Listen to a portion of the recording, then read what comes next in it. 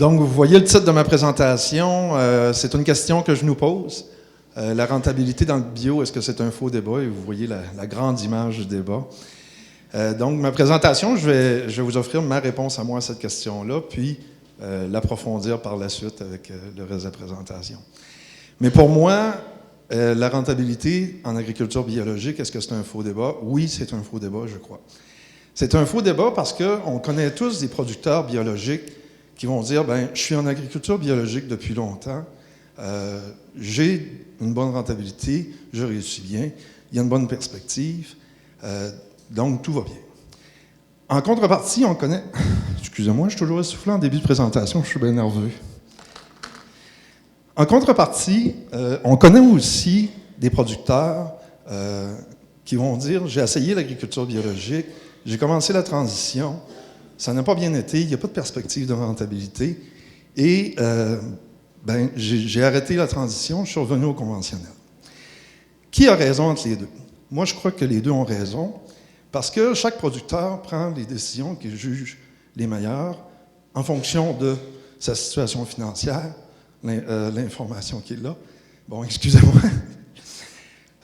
Puis, l'information qu'il a et sa dotation en ressources. Donc, la question à ce moment-là qui devient intéressante, c'est non pas si l'agriculture biologique est intéressante, est rentable, mais quelles sont les conditions sous lesquelles ça devient rentable. Et pourquoi se poser ces questions-là? Bien, un fait connu en agriculture biologique, c'est qu'on dit souvent que la demande n'est pas satisfaite à 100% par l'offre locale.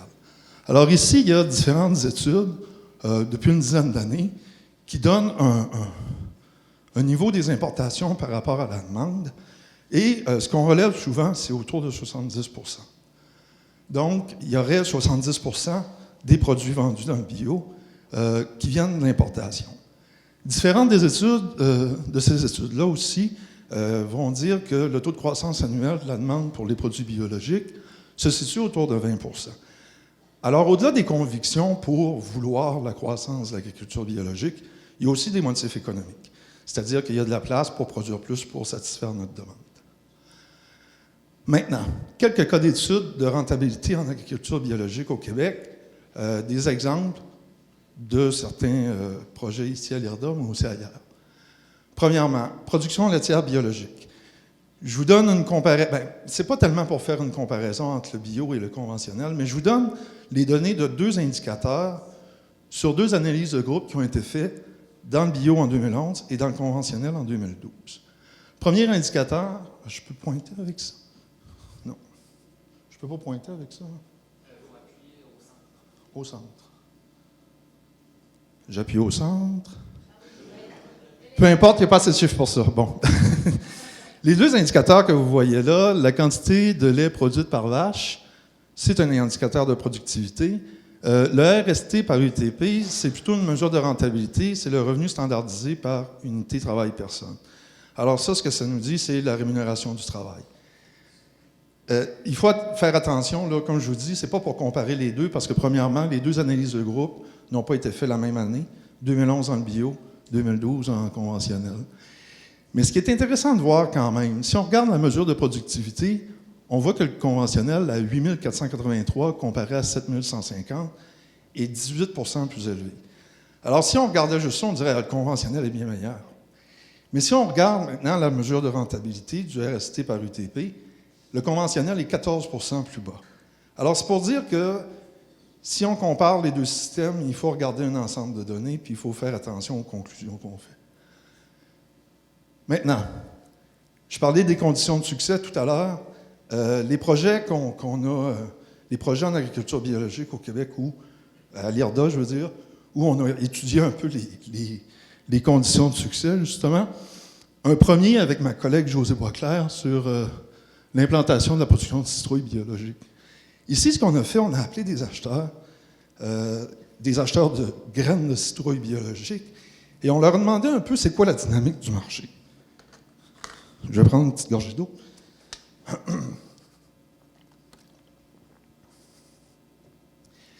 Et on leur a demandé un peu c'est quoi la dynamique du marché.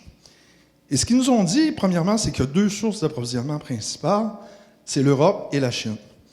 En Europe, le prix du produit importé va varier entre 8 et 10 $ du kilo. En Chine, c'est plutôt autour de 6 $. Alors, ce qu'on a fait pour comparer ou étudier la faisabilité, c'est qu'on a commencé par calculer le coût de production au Québec de la production de citrouilles biologiques. Et là, on a ajouté à ça une marge de profit pour que le producteur trouve ça intéressant. Et on a calculé ce qu'on appelle un prix cible, c'est-à-dire un prix pour lequel le producteur serait intéressé à vendre, puis que ça soit intéressant aussi pour les importateurs. Alors, ce qu'on arrivait, c'était un prix de 5,33, excusez-moi, 5,33 à 9,71, ce qui voulait dire qu'il y avait une bonne faisabilité, parce qu'on était quand même dans la gamme de prix des produits importés. Sauf qu'à 9,71, le risque est plus élevé. Ça voulait dire que pour plusieurs des scénarios étudiés, il y avait une faisabilité, mais pour certains, c'était risqué parce qu'il y a des impondérables et tout ça.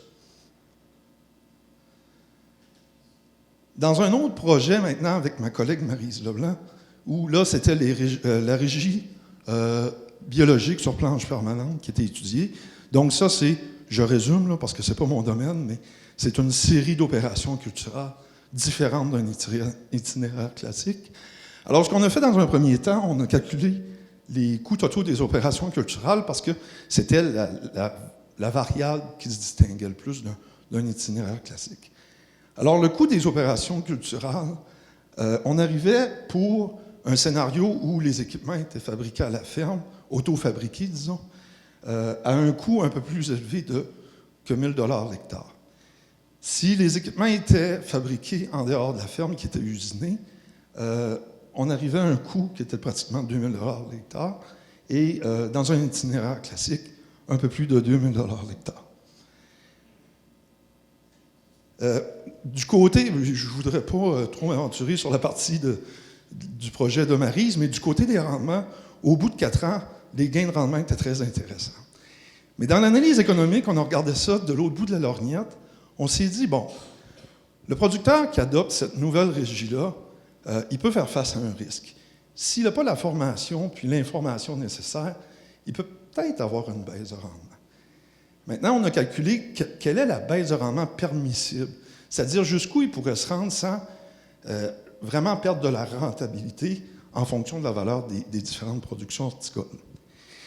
Les colonnes surlignées en jaune, c'est en pourcentage donc, de rendement qui pourrait se permettre de perdre, disons, sans vraiment affecter la rentabilité. Puis quand je dis sans affecter la rentabilité, c'est parce que c'est le prix de la production qui vient contrebalancer. Alors, vous voyez, je ne les énumère pas, mais vous voyez quand même que les pertes permissibles, ça varie entre 2 et 6 %. Ce n'est pas une marge de manœuvre très, très grande. Hein? Et à nouveau, c'est à cause de la haute valeur des productions horticoles biologiques. Donc, il y a toute la notion du risque là, qui entre en ligne de jeu. C'est-à-dire que le producteur, lui, il va vouloir savoir, OK, si j'adopte cette technique-là, si jamais j'ai une perte de rendement, pour toutes sortes de raisons, qu'est-ce que je peux me permettre?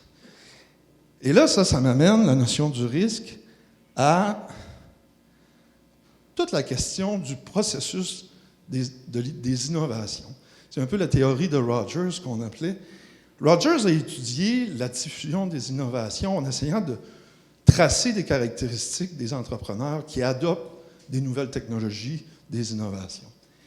Et dans une étude en 2011 de Lappel et Van Rensburg, c'était très intéressant, ils ont vraiment appliqué cette théorie-là à l'agriculture biologique en Irlande, production ovine et bovine en Irlande. Et là, ils ont tracé vraiment des caractéristiques pour les 3 types d'adoptants, les adoptants d'une technologie. Et toujours en agriculture biologique, là, spécifiquement. Les adoptants hâtifs ou les innovateurs, ils ont trouvé que c'était des jeunes entrepreneurs très tolérants au risque et pour qui ils adoptaient l'agriculture biologique davantage par conviction personnelle que à cause de la recherche des profits. Les adoptants modérés, eux, la deuxième vague, disons, ils ont trouvé que la tolérance au risque est moyenne, est moins élevée que les hâtifs, et ils adoptent l'agriculture biologique davantage par décision d'affaires sur la base des résultats qui sont obtenus par les hâtifs, les innovateurs. Et finalement, les adoptants tardifs, eux, très peu de tolérance au risque. Et même s'il y a des résultats probants, ils vont demander des incitatifs pour adopter la technologie, ou l'agriculture biologique dans ce cas-ci. Le processus de diffusion ou la courbe d'adoption d'une nouvelle technologie, d'une innovation, ça prend souvent cette forme-là. Et ça, justement, c'est la courbe d'adoption de l'agriculture biologique au Québec en fonction des données du CART TV. Et justement, ça suit la courbe qu'on peut s'attendre habituellement. C'est une croissance très forte au départ et un certain plafonnement. 2001 à 2004, la croissance a été de 109 %. Et 2001, ça correspond au tout début des périodes de certification un peu plus officielles. Alors là, c'est une période où, avant cette période-là, c'était les hâtifs, qui n'avaient pas besoin de certification, qui l'adoptaient par conviction personnelle. Et là, en 2001, les modérés, qui là, la certification venait gérer un peu leurs risques, ils l'adoptaient davantage. 2004 à 2006, une baisse qui était due par une baisse du nombre d'entreprises acéricoles biologiques. Et ensuite, une hausse 2006 à 2007, 14 %. C'était l'arrivée du CART TV. Ça en a peut-être assuré certains. Et finalement, 2007 à 2012, 12 %, là, c'est plus modéré. Alors, ce que ça indique, c'est qu'il y aurait eu les hâtifs avant 2001, des modérés de 2001 à 2004, puis ensuite, là, on serait peut-être plus dans une période où on a un mix de modérés et hâtifs. Finalement, ça va bien pour le temps? Oui. Finalement, pour parler des facteurs qui peuvent favoriser la transition à l'agriculture biologique. Ça, c'est un projet que je suis en train de finaliser, c'est-à-dire que j'ai déjà tous les résultats, je suis dans la rédaction du rapport final. Ce qu'on a étudié là-dedans par des méthodes quantitatives, une régression logistique, on a regardé quels facteurs viennent affecter la probabilité qu'une entreprise soit biologique.